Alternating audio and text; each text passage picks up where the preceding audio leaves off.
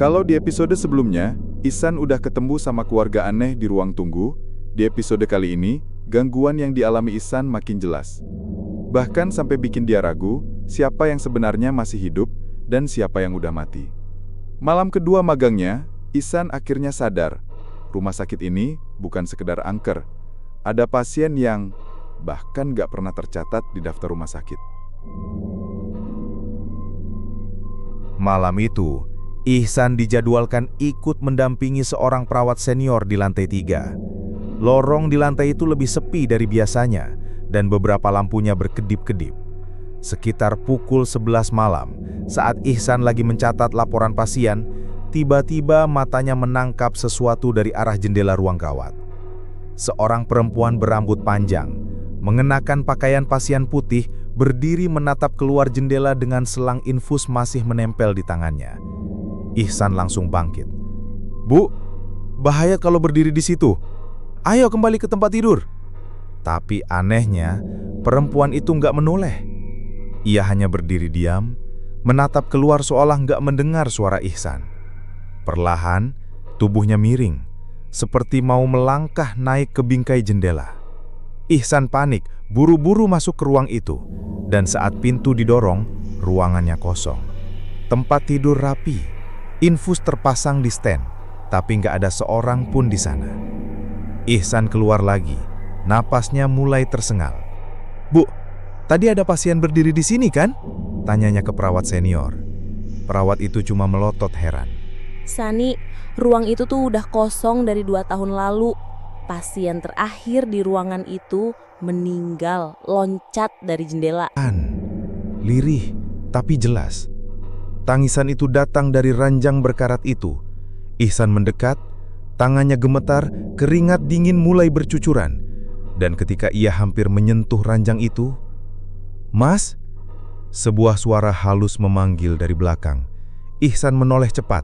Anak kecil itu berdiri di pintu, tapi kali ini wajahnya pucat sekali, matanya merah dan darah menetes dari hidungnya. "Temani aku, biar aku nggak sendirian di sini."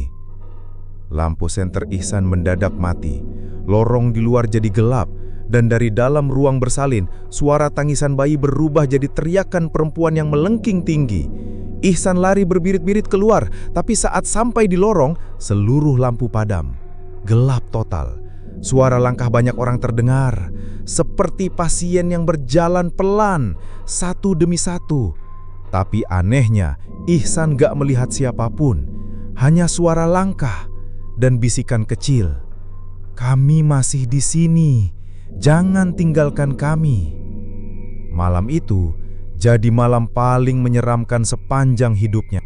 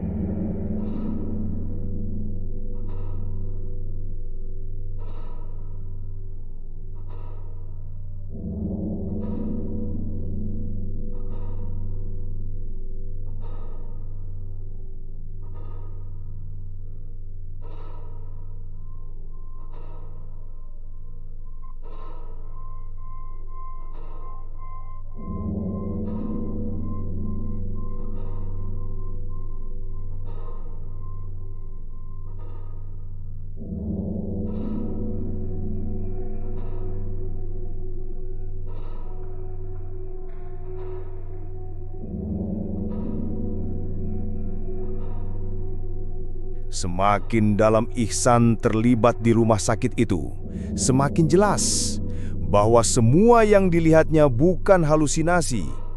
Ada keluarga, ada pasien, ada anak kecil yang seolah-olah masih hidup di sana. Tapi pertanyaannya, Apa yang sebenarnya terjadi di rumah sakit itu? Jawabannya mulai terkuak di episode berikutnya.